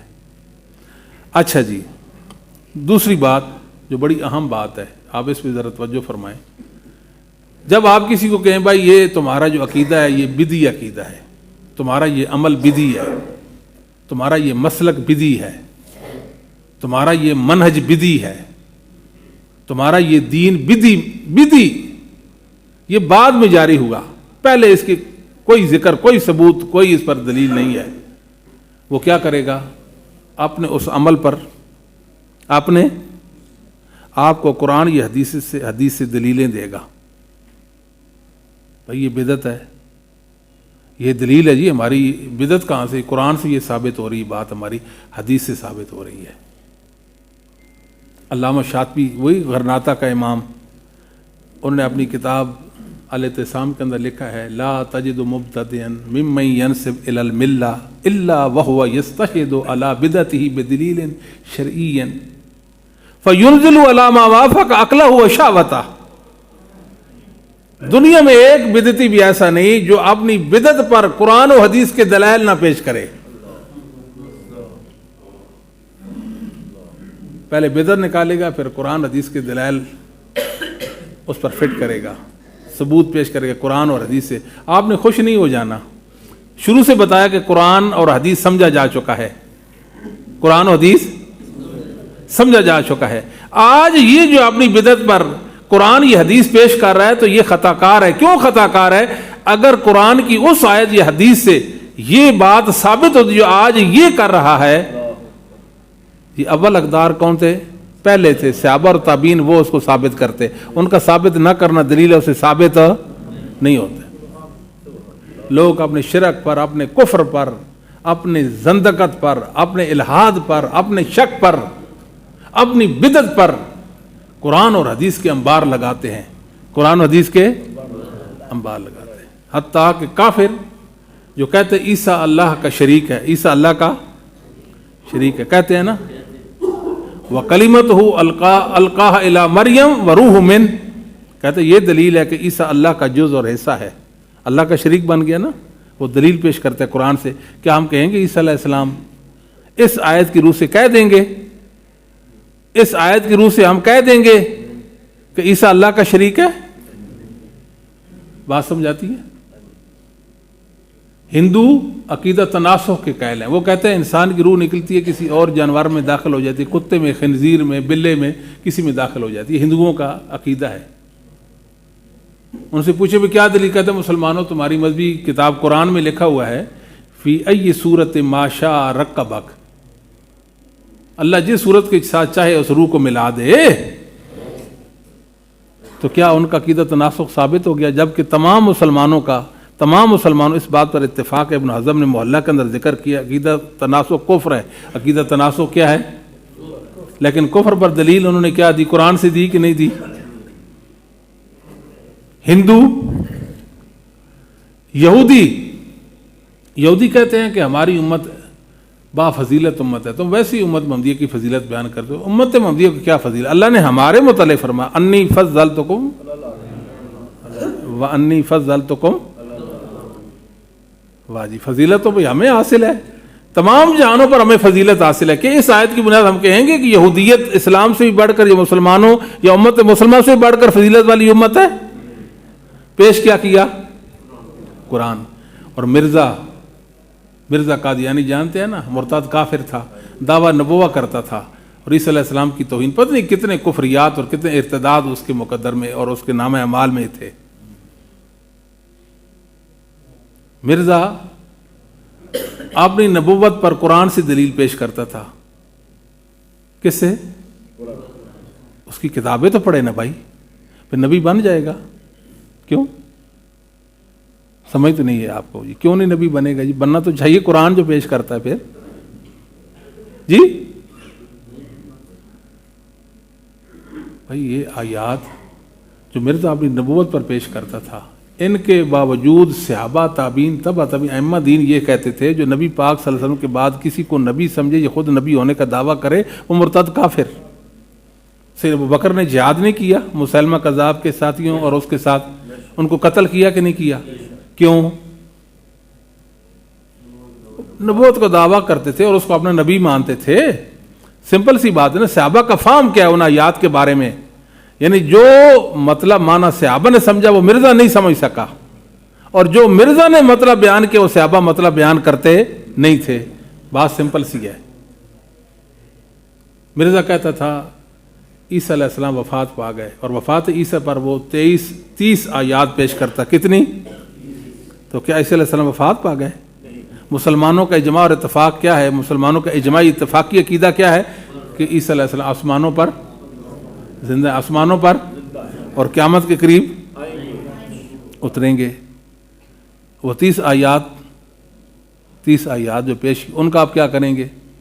یہی کہیں گے نا یہ آیات صحابہ نے بھی پڑھی ہیں. یہ آیات اگر یہ معنی نکلتا تو صحابہ لیتے، کہتے عیسیٰ علیہ السلام وفات، وہ تو زندہ کہتے ہیں، تو ہم کیوں ان آیات سے یہ مسئلہ نکالیں؟ ہر بدعتی اپنی بدعت پر قرآن و حدیث کے دلائل رکھتا ہے. 11ویں والے کو پوچھو تو بھی قرآن تو حدیث دلائل دیں گے، 11ویں ثابت کریں گے. یہ تو آڑے ختم جڑے نے، ختم شریف جن کو آپ کہتے ہیں، یہ بھی تو قرآن و حدیث ثابت اگلے کر کے دیں گے. ہر بدعت جتنی وڈی بدعت ہوئے گی اتنے زیادہ دلائل قرآن و حدیث تو دے سن. گل سمجھ گئے جی؟ خوش نہیں ہونا. آپ ایک ہی جواب دیں گے. کیا جواب دیں گے؟ یہ آیات کریمہ، یہ حدیثیں ائمہ دین پڑھتے تھے، اگر یہ بات ثابت ہوتی تو وہ کرتے، ان کا ثابت نہ کرنا دلیل ہے کہ تو غلط ہے وہ صحیح تھے. بات ختم.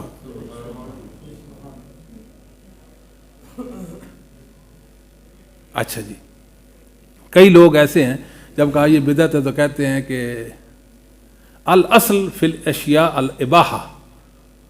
کوئی قانون یہ بیان کرتے ہیں کہ ہر چیز اصل میں جائز اور حلال ہے، لہذا ہمارے یہ سارے کام حلال ہیں، آپ کیوں ان کو بدعت کہتے ہیں؟ اس کا جواب یہ ہے، پھر ائمہ دین یہ تمہاری بدعات جو تم بدعتیں اختیار کرتے ہو ان کو بدعت کیوں کہتے ہیں؟ پھر بات نہیں سمجھائی. اس قانون کا تعلق کھانے پینے کی چیزوں سے ہے، نہ کہ شرعی اعمال سے. بات سمجھ آ گئی جی؟ اچھا جی، آگے چلیں جی. آخری بات ذکر کرتے ہیں اور مجلس پر خاص کرتے ہیں جی. آپ اور کہیں کہ بھائی یہ بدعت ہے. یہ کیا ہے؟ بدعت. اس پہ دلیل؟ کہتے دلیل تو نہیں ہے لیکن منع بھی تو نہیں ہے نا. جب منع نہیں ہے تو ٹھیک ہے، آپ کرتے رہ جائیں. یہ بڑے چینلوں پر مولانا حضرات بیٹھے ہیں، بڑے بڑے جبوں کبوں والے بیٹھے ہیں، دستار بندیاں ہیں، اور وہ بیان کر رہے ہیں منع نہیں ہے تو لہذا یہ دین ہے. اولئک الذین اشتروا الضلالۃ بالہدی فما ربحت تجارتہم وما کانوا مہتدین. یہ سوداگر کس چیز کے ہیں؟ سنت کے بدلے میں بدعتیں لے لی، سنت کے بدلے میں ہدایت کے بدلے میں گمراہی لے لی، ایمان کے بدلے میں کفر لے لیا. یہ سوداگر ہیں. علم کے بدلے میں جہالت لے لی. ان کی یہ تجارت ان کو فائدہ تو نہیں دے گی، نہیں فائدہ دے گی ان کو. اللہ فرماتے ہیں وَلَا تَقْفُ مَا لَيْسَ لَكَ بِهِ علم. جس چیز کا آپ کے پاس علم نہیں، یعنی بدعت بے ثبوت چیز ہے نا جس پر علم نہیں ہوتا، اس کی آپ پیروی نہ کریں، یہ اس کے پیچھے جاتے ہیں. اللہ تعالیٰ فرماتے ہیں وَلَا تَقُولُوا لِمَا تَصِفُ أَلْسِنَتُكُمُ الْكَذِبَ. یہ جو آیت کریمہ ہے اس آیت کے تحت حافظ ابن کثیر نے لکھا يَدْخُلُ فِي هَذَا كُلُّ مَنِ ابْتَدَعَ بِدْعَةً لَيْسَ لَهُ فِيهَا مُسْتَنَدٌ شَرْعِيٌّ أَوْ حَرَّمَ شَيْئًا مِمَّا أَبَاحَ اللَّهُ أَوْ حَرَّمَ شَيْئًا مِمَّا أَبَاحَ اللَّهُ. آپ فرماتے ہیں اس کے اندر بدعتی بھی داخل ہے. اس کے اندر کون داخل ہے؟ بدعتی بھی داخل ہے. اللہ جو فرماتے ہیں یوں ہی آپ نے جھوٹ موٹ منہ سے نہ کہہ دیا کرو یہ نیکی ہے, یوں نہ کہہ دیا کرو. سمجھ تو نہیں آئی؟ دلیل قرآن و حدیث, اسلاف امت کا عمل, اسلاف امت کا عمل.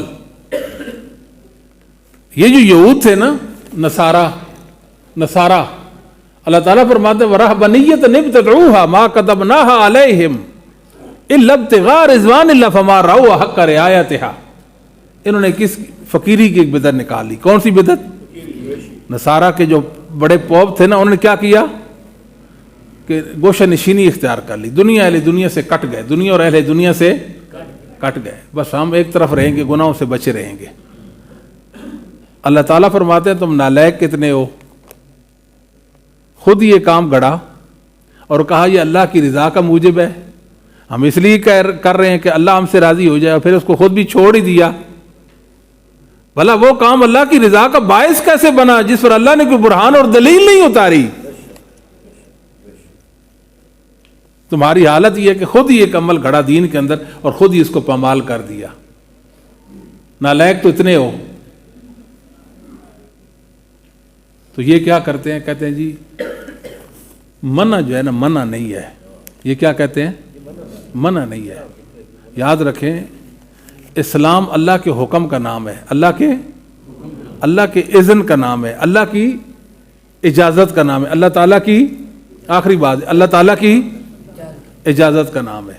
اللہ حکم دیں گے تو ہم کریں گے, وہ دین ہے. اللہ حکم نہ دے تو وہ دین نہیں. یہ بات اچھی طرح سمجھ آئیں گے. دین میں منع کی بات نہیں ہے کہ اللہ نے روکا نہیں تو ہم اس کو دین بنا لیں. نہیں, اللہ کا حکم ہوگا تو دین ہوگا, ورنہ دین نہیں ہوگا.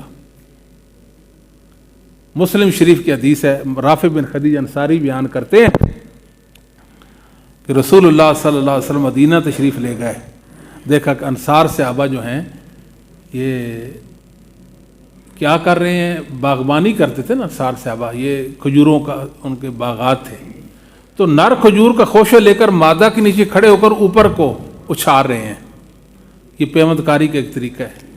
جب تک یہ عمل نہ کی جائے تو کھجوروں میں پھل نہیں لگتا. اس کو عربی زبان میں تلقی کہتے ہیں یا تعبیر النحل کہتے ہیں. آپ نے دیکھا شاید یہ کوئی بدشگونی ہے, آپ فرمایا نہ کرو. صحابہ آپ کے حکم کی تعمیل و تکمیل میں رک گئے, جی نہیں کرتے. تھوڑا ہی عرصہ گزرا, چند سال گزرے, پھلوں کا نقصان, پھل لگ ہی نہیں رہے. اللہ کے نبی آپ نے فرمایا تھا ہم آپ کے فرمان کے مطابق رک گئے مگر کھجوروں کو پھل ہی نہیں لگ رہا. اس موقع پہ نبی پاک نے ایک بات کہی, انما انا بشر, انما وہی میں انسان ہوں نا. بے تقاضا بشریت میں نے ایک بات کی. میں نے تو یہ خیال کیا یہ کوئی بدشگونی ہے, جبکہ ایسا نہیں. یہ تو تمہاری باغبانی کا, کھیتی باڑی کا ایک طریقہ تھا جو میرے علم میں نہیں تھا. میں تو اللہ کا پیغمبر ہوں نا, میں تو دین کی بات کوئی کر سکتا ہوں نا. یہ تو میں نے ایک خیال کیا جس میں میں نے غلطی دیکھی اپنی, میں غلطی پر تھا. انما انا بشر. اور یاد رکھے کہ رسول اللہ صلی اللہ علیہ وسلم نے جہاں بھی اپنی بشریت کا ذکر کیا انما کے ساتھ کیا. کس کے ساتھ کیا؟ قرآن و حدیث میں کہیں بھی رسول اللہ نے یہ نہیں کہا انا بشر, میں بشر ہوں. انما انا بشر, انما کلمہ حصر ہے, سوائے بشر کے میں کچھ بھی. سمجھاتی اذا امرتکم بشیء من امرکم فخذوہ بہ واذا امرتکم بشیء من رأی فانما انا بشر. تمہیں دین کا کوئی حکم دوں, دین کا کوئی حکم دوں, اس کو ڈاڑوں سے پکڑنا, اس پر عمل پیرا ہو جانا. اپنی رائے سے کوئی بات کروں تو میں انسان ہوں, بشر ہوں. انتم اعلم بامر دنیاکم, یہ کھیتی باڑی کا معاملہ تھا, آپ بہتر جانتے تھے, میرے تو علم میں یہ نہیں تھا. इन्नी इन्नमा ज़ननतु ज़न्नन फला तुआखिज़ूनी बिज़्ज़न वलाकिन इज़ा हद्दस्तुकुम अनिल्लाहि शय'अन फख़ुज़ूहु बी फ़इन्नी लन अकज़िबा अलल्लाहि अज़्ज़ा वजल।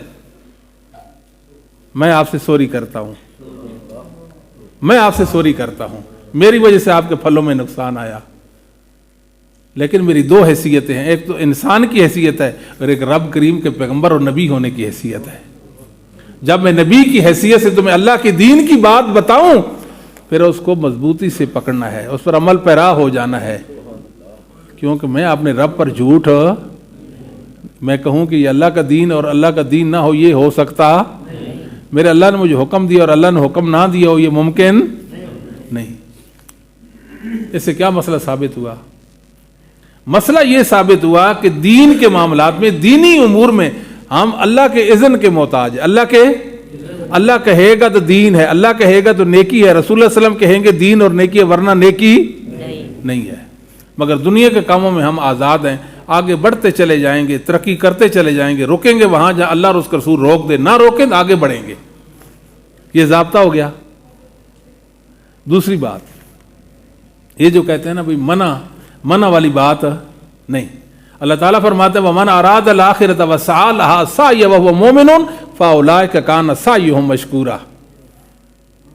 जो आदमी आखिरत के लिए अमल करता है, मेरी आखिरत बन जाए, और अपने रब की रज़ा में जीता है, नेकियों को अपनाता है, इबादत में लगा रहता है और अल्लाह की रज़ा के काम अमाल बिर अमाल सालिह कमाता है, व सअ लहा सअयहा, सअयुन मस्दर है, मस्दर की इजाफा तायीन का फायदा, वो मुकर्रर अमल करेगा। कौन सा अमल?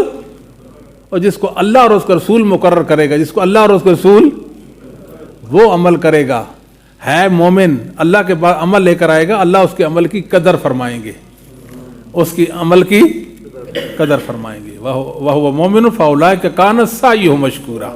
मेरे बंदे साई मशकूर करके आए हो, साई मशकूर करके आए हो। आप बात समझ गए? अमल कौन सा करना है? जिसको अल्लाह रसूल हो मुकर्रर करे, मना वाली बात नहीं है। बुखारी मुस्लिम की हदीस सैयदना उमर इब्न खत्ताब रजी अल्लाह ताला अन्हु एक दिन हजर असवद के सामने खड़े हैं, और आप जानते हैं हजर असवद अल्लाह की जन्नत का पत्थर है। इन्नी लअलम अन्नका हजरुन वला इन्नी लअलम अन्नका हजरुन ला तज़ुर्रु वला तनफा। मैं जानता हूं तू एक पत्थर है, ना नफा दे सकता ना नुकसान पहुंचा सकता है। लौला अन्नी रहतु रसूलुल्लाह सल्लल्लाहु अलैहि वसल्लम कब्बलका मा कब्बलतुका। लोगों, दुनिया वालों, मेरी मोहम्मद करीम सल्लल्लाहु अलैहि वसल्लम के साथ मोहब्बत की इंतहा ये है, मैंने आका मौला को ना देखा होता कि हजर असवद को बोसा देते, तो मैं उमर कभी हजर असवद को बोसा, समझ तो नहीं आई। रसूलुल्लाह ने दिया तो रब का दीन बन गया। अब बोसा दें तो रब की रज़ा मिल जाएगी, अब बोसा दें तो गुनाह मिट जाएंगे। बात ठीक है कि नहीं? रसूलुल्लाह सल्लम की वजह से। किस वजह से? अगर रसूलुल्लाह तुझे बोसा ना देते, मैं उमर तुझे बोसा ना देता, क्या मतलब? जो रसूलुल्लाह ने काम ना किया हो वो दीन हो सकता, वो दीन का दर्जा हासिल कर सकता? किसी काम के लिए गैर मशरू होना इतना ही काफी है कि रसूलुल्लाह ने वो किसी मौका पे वो काम हो ना किया हो, किसी मौका पे काम हो ना किया हो। बुखारी के अंदर रवायत है कि शैबा बिन उस्मान बिन नबी तलहा बयान करते हैं, मतलब उनका वाक़या अबू वाइल शकीक बिन सलमा ने बयान किया कि एक दिन शैबा बिन उस्मान बिन नबी तलहा, ये काबतुल्लाह के कलीद बरदार, काबतुल्लाह के कलीद बरदार, चाबियां उनके पास थी ना, वो कहते हैं कि उमर इब्न खत्ताब मेरे पास बैठे हुए थे, कहने लगे कि मेरा दिल करता है काबतुल्लाह में जो सोना और चांदी है मैं गरीबों में बांट दूं, तकसीम कर दूं। मैंने कहा आप ऐसा नहीं कर सकते। तो उमर हैरान होकर पूछते हैं लेमा, क्यों? लम यफ़अल हो साहिबा का, लम यफ़अल हो साहिबा का। आपके दोनों साथियों मोहम्मद सल्लल्लाहु अलैहि वसल्लम ने, अबू बकर ने यह काम नहीं किया, इसलिए आप नहीं कर सकते। सही उमर फरमाते हैं हमल मरआन युक्तदा बिहिमा। हाँ, वो दो हस्तियां हैं जिनकी इक्तदा चाहिए, जिनकी, ये नहीं फरमाया कि अगर आपने किया नहीं, अबू बकर ने नहीं किया, रसूलुल्लाह सल्लल्लाहु अलैहि वसल्लम ने नहीं किया, तो मना भी नहीं किया, लिहाजा मैं तो कर दूंगा। मैं तो, मना वाली कोई बात नहीं, मना वाली कोई बात नहीं। علامہ ابن تیمیہ رحمۃ اللہ نے ایک بڑی پیاری مثال پیش کی ہے. وہ اقتضاء الصراط المستقیم کے اندر وہ یہ کہتے ہیں کہ ایک شخص مثال کے طور پر وہ آ جائے عید والے دن، عید الفطر یا عید الاضحیٰ کو مسجد میں آ جائے، عید والے دن مسجد میں آئے اور سپیکر آن کرے اور اذان کہنا شروع کر دے. لوگ دوڑتے آئیں گے نا، بھاگتے آئیں گے، وہ اس کو روکو، بند کرو، سپیکر بند کرو، اذان نہیں، اذان نہیں، اذان نہیں. یہ بات ایسی ہے نا، آپ کے ہاں کی سمندری میں اذان تو نہیں ہوتی عید کو؟ ہاں جی، اچھا جی، پریشان سے لگے ہو نا، اس لیے میں نے کہا. اچھا جی، اس کو کہیں گے اذان نہ کہو، وہ کہے گا میں کہوں گا، وہ دماغ پھرا ہے نا. اچھا، اذان نہ کہو، رسول اللہ صلی اللہ علیہ وسلم نے اذان نہیں کہلوائی. آپ کے دور میں بھی تو عید آتی تھی نا، وہ کہتے تھے کہلوائی نہیں نا، منع بھی تو نہیں کیا، مجھے منع دکھاؤ، مجھے سمجھ تو نہیں آئی، مجھے روکا بھی تو نہیں ہے نا. اگر روکا ہے تو وہ ثابت کریں. دنیا مل کر بھی روکنا ثابت کر سکتی، منع ثابت کر سکتی، لیکن کہیں گے کہ تو بدعتی ہے، بدعت والے کام کرتا ہے، بدعتی ہے، بدعت والے کام کرتا ہے. وہ کہ بدعتی کیسے ہوں، منع نہیں ہے تو بات ختم. پھر میں بھی دیکھیں بات سمجھے کہ نہیں سمجھے. تمام بدعتوں کے ساتھ یہ معاملہ کریں تو دنیا میں بدعت نام کی چیز نہیں ملے گی. پھر ہمیں چراغ لی بھی نہیں ہمیں ملے گی، ختم ہو جائیں گی دنیا میں. اگر اس ضابطے کو سارے لوگ اپنا لیں تو پھر وہ کیا کرے گا؟ وہ قرآن کریم کا عموم پیش کرے گا. عموم سمجھتے ہیں، عام آیات. ہاں جی، مثال کے طور پر وہ قرآن کریم میں نا، قل بفضل اللہ و برحمتہ فبذلک فلیفرحوا. اللہ کا فضل و رحمت ہو تو پھر آپ خوش ہوں. اللہ نے یہ فرمایا. وہ کہتے ہیں خوشیاں منائیں. خوشیاں منانی کیسے؟ نبی پاک کا میلاد مناؤ جی. ہاں جی، سمجھ آتی کہ نہیں آتی؟ یہ قرآن کے عموم سے ثابت کر رہے ہیں نا. ہم کہتے ہیں کہ اس آیت کو تو صحابہ نے بھی پڑھا اور تابعین تبع تابعین نے بھی پڑھا، امام ابو حنیفہ نے بھی پڑھا، شیخ عبد القادر جیلانی نے بھی پڑھا. سبیل مومنین میں عید میلاد النبی نہیں. اگر ہوتی پھر تو آپ کی بات سنی جاتی، اور اس آیت ثبوت ہوتا سبیل مومنین میں ہوتی. اس آیت میں عید میلاد کا ثبوت نہیں. کیوں؟ دلیل کیا ہے کہ سبیل مومنین میں عید نہیں ہے. سبیل مومنین میں عید نہیں ہے. وہ کہے گا وہ کہے گا ومن احسن قولا ممن دعا الی اللہ. اس انسان سے بڑھ کر کس کی بات اچھی ہو سکتی ہے جو داعی الی اللہ ہے، اللہ کی طرف بلاتا ہے. میں اللہ کی طرف بلا رہا ہوں نا. اذان کہہ کر لوگوں کو اللہ کے ذکر کی طرف نہیں بلا رہا. والا ذکر اللہ اکبر، اللہ کا ذکر بڑی چیز ہے. وہ کہیں گے یہ آیات صحابہ تابعین تبع تابعین ائمہ دین ائمہ اسلام پڑھتے تھے، مگر عید الفطر عید الاضحیٰ کی اذان کا ثبوت نہیں نکالتے تھے. ثبوت وہ کہے گا اچھا اب میں جمعہ کی اذان پر اس کو قیاس کرتا ہوں. جمعہ کو اذان ہوتی ہے نا، تو عید کو بھی کہہ دیتا ہوں. کہیں گے اگر قیاس صحیح ہوتا تو اول حقدار اس قیاس کے صحابہ اور ائمہ دین تھے. وہ قیاس یہ نہیں کرتے تھے، لہذا تیرے قیاس کی کوئی حیثیت نہیں. لے جا اپنا قیاس کار میں. تمام بدعتوں کا یہی معاملہ، تمام بدعتوں کا.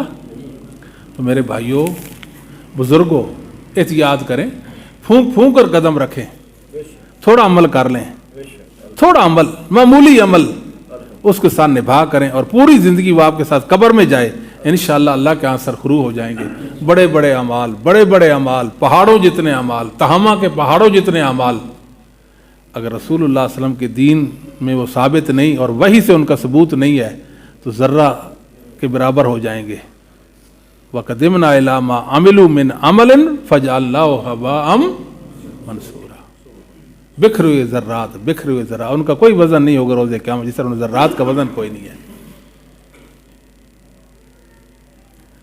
آخری بات، ہر آخری بات سے پہلے والی بات کے بعد آخری بات ہوتی ہے نا.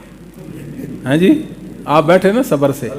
اچھا جی، میں ذرا آپ کو تسلی دیتا ہوں. آخری بات، آپ کو دل بڑھ جاتا ہے نا، یہ سنتے رہیں گے سحری وقت تک آپ. ہاں جی، آخری بات، آخری بات. اچھا جی، چلے کبھی آخری بات بھی ہو جائے، ہمارا بھی آخر ہو جائے گا تو بات کا کیوں نہیں آخر ہوگا جی.